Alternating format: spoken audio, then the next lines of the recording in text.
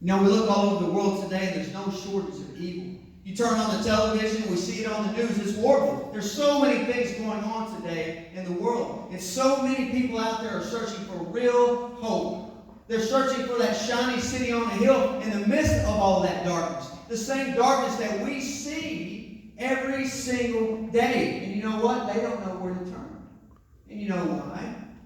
Because we've been quiet for far too long. The church, the pastors, the Christian community, the patriots in the community, we've been a God-blessed nation. And we, America, Oklahoma, we house the hope for an evil world.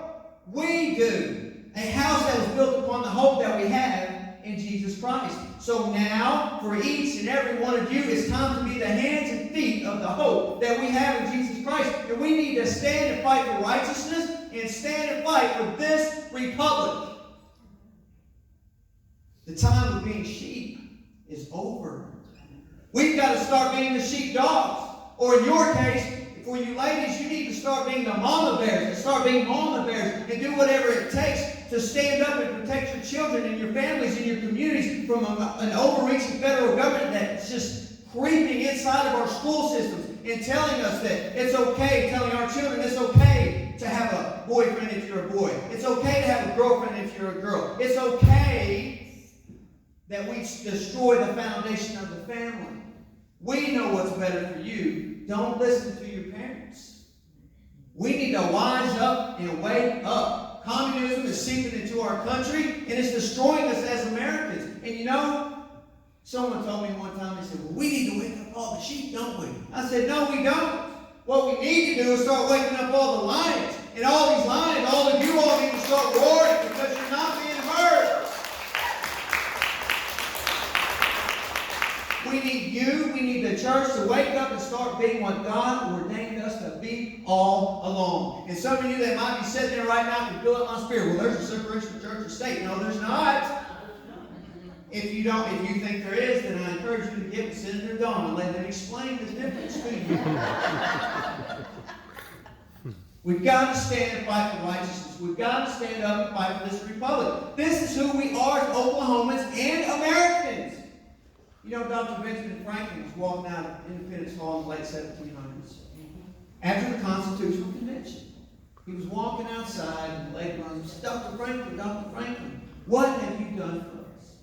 And Dr. Franklin looked at her and says, we've given you a republic if you can keep it. If you can keep it. Did you know that we live in a republic? Yes. A republic that was built upon God's will and God's word. Did you know that America was established as a republic, not a democracy? The founding fathers despised the idea of democracies. And you know why?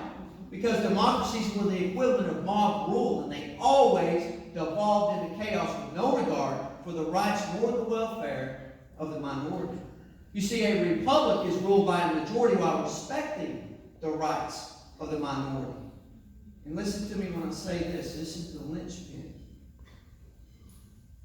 Because, or for a republic, for America, for Oklahoma to be successful republic, there has to be a moral standard.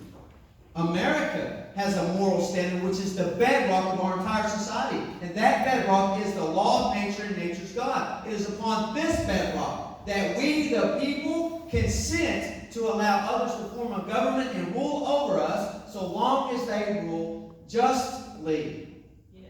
Which means the government may make no law which violates the moral standard, which is the will of God and God's holy word.